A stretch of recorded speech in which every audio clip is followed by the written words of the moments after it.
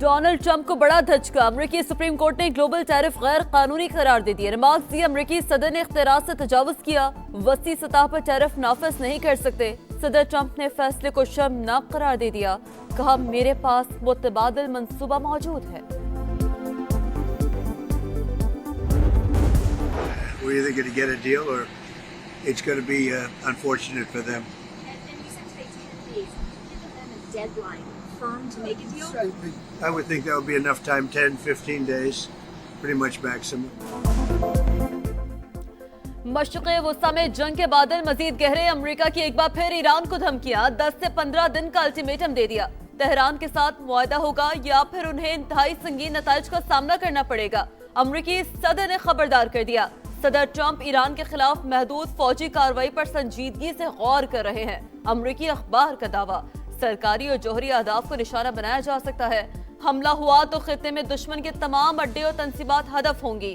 ایران نے اقوام متحدہ کو آگاہ کر دیا، جارحیت کی صورت میں سخت جواب کا اعلان۔ پاکستان اور امریکہ دہشت گردی کے خلاف ایک پیج پر، تعاون مزید بڑھانے پر اتفاق۔ واشنگٹن میں وزیر اعظم شہباز شریف اور امریکی وزیر خارجہ کی ملاقات، اسٹریٹجک شراکت داری پر اطمینان کا اظہار، دو طرفہ تجارت اور معاشی سرگرمیاں بڑھانے پر زور۔ مارکو روبیو کا غازہ آن بورڈ کی حمایت پر پاکستان سے اظہار تشکر۔ وزیر اعظم کی دیگر عالمی رہنماؤں سے ملاقاتیں، شہباز شریف کی بحرین کے فرما رواں، آذربائیجان، ازبکستان، قازقستان اور انڈونیشیا کے صدور سے بات چیت۔ اہم بین الاقوامی اور علاقائی امور پر گفتگو، غیر رسمی گرم جوشی کا مظاہرہ۔ وزیر اعظم سے United States International Development Finance Corporation کے چیف ایگزیکٹو بھی ملے، پاکستان میں سرمایہ کاری بڑھانے میں دلچسپی کا اظہار۔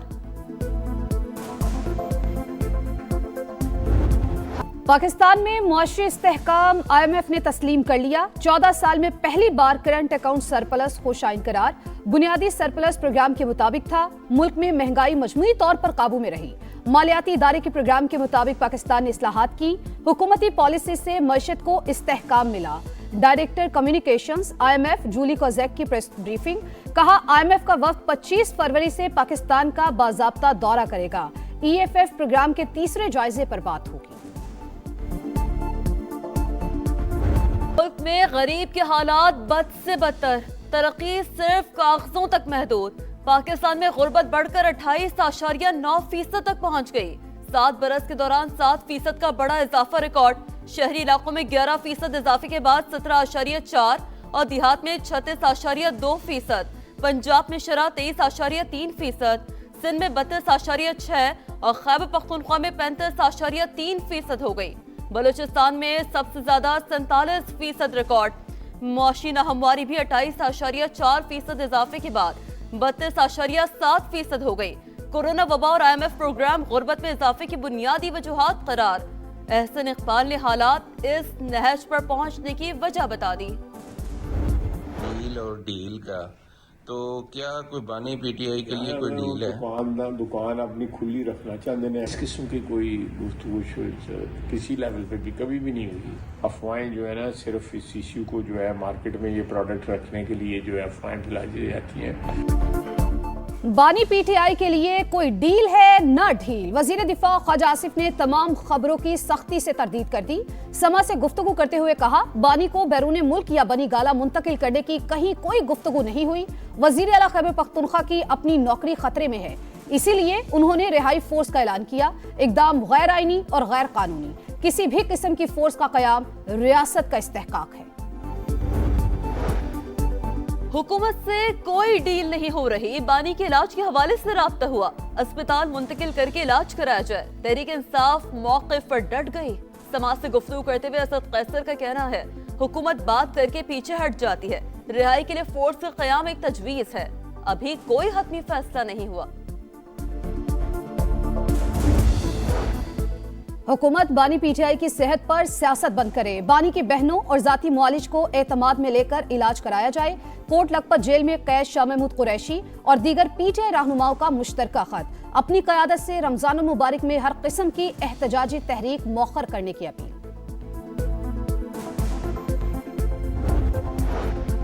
वजीर आजम का बानी पीटीआई के खिलाफ फरजाना केस, सुप्रीम कोर्ट का ट्रायल कोर्ट को कार्रवाई रोकने का हुक्म, शहबाज शरीफ को नोटिस जारी, 3 रुकनी बेंच की केस जज समाअत के लिए मुकर्रर करने की हिदायत। बानी पीटीआई ने हक़ दिफा खत्म करने के खिलाफ सुप्रीम कोर्ट से रजू किया था।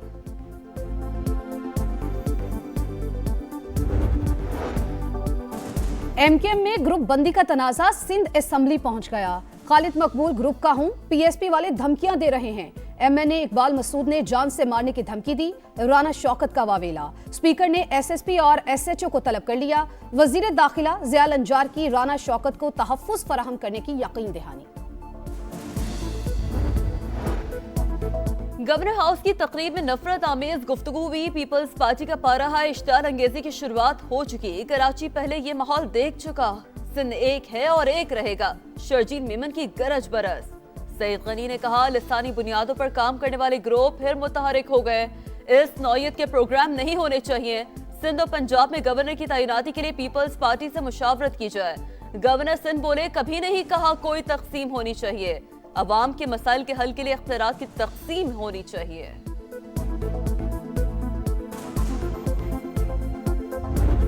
सानेहा सोल्जर बाजार 16 वाट पर फजा सोगवार। कराची में जमीन बोस इमारत का मालिक और बिल्डर गिरफ्तार।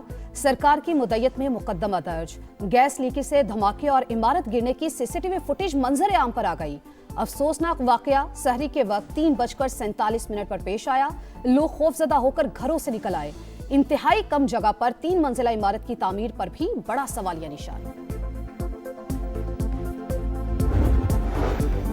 तामीराती कामों पर खैबर पख्तूनख्वा हुकूमत का टैक्स लगाना कानूनी करार। Sales tax on services act के खिलाफ अपीलें खारिज। वफाकी आईनी अदालत का तहरीरी फैसला जारी। लिखा, 27वीं तरमीम के बाद सुप्रीम कोर्ट आईनी बुनियादों पर कवानीन कलदम करार नहीं दे सकती। 18वीं तरमीम के बाद सर्विसेज पर टैक्स लगाने का इख्तियार सूबों के पास है।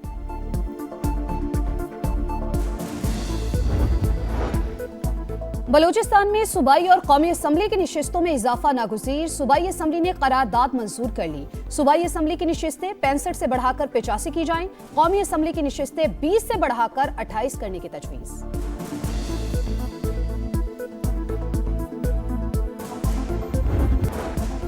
पेशावर, चित्रार और मालाकंड समेत खैबर पख्तूनख्वा के कई इलाकों में जलजिला। शिद्दत 5.6 रिकॉर्ड। सरगोधा समेत पंजाब के दीगर अजला में भी झटके महसूस। काबुल समेत अफगानिस्तान के कई शहर लर्ज उठे। जलजिले का मरकज कोहे हिंदुकुश अफगानिस्तान था। पाकिस्तान में दहशतगर्दी के लिए अफगान सरजमीन का इस्तेमाल नाकाबिल तरदीद। शवाहिद मंजर आम पर। बाजौर में मलंगी पोस्ट पर खुद को हमला करने वाला खारजी दहशतगर्द भी अफगान शहरी निकला। अहमद उर्फ अब्दुल्ला अबू जर सुबह बल्ख का रिहायशी था। माहिरीन के मुताबिक अफगान शहरियों का मुलव्वस होना तालिबान रजीम की दहशतगर्दों की मुकम्मल सरपरस्ती का सबूत। दहशतगर्दों को अफगानिस्तान में महफूज पनाहगाहें मैसर हैं। ग्लोबल एआई समिट मोदी सरकार के लिए बदनुमा दाग। हर रोज रुसवाई की नई कहानी। भारतीय नौजवानों का शर्ट्स उतारकर वजीर आजम मोदी के खिलाफ एहतजाज।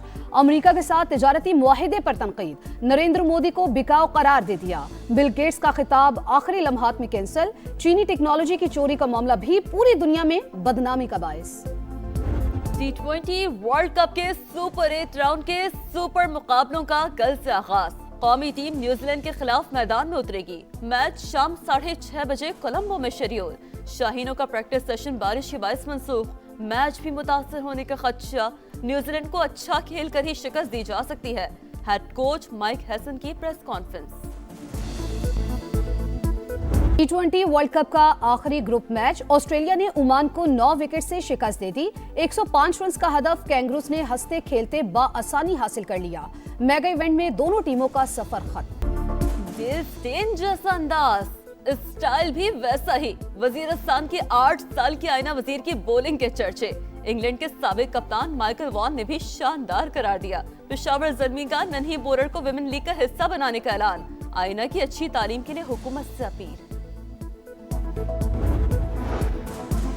रमजानुल मुबारक का पहला जुम्मा। मुल्क भर की मसाजिद में मुल्क की सलामती और खुशहाली के लिए खुसूसी दुआएं। मस्जिदुल हराम और मस्जिद नबवी सल्लल्लाहु अलैहि वसल्लम में भी रूह परवर इज्तिमात। मस्जिद अक्सा में मुसलमान रब्बे कायनात के हुजूर सरबसजूद। काबिज इसराइली फौज ने सिर्फ 10,000 अफराद को इजाजत दी। रुकावटों के बायस शदीद मुश्किलात का सामना।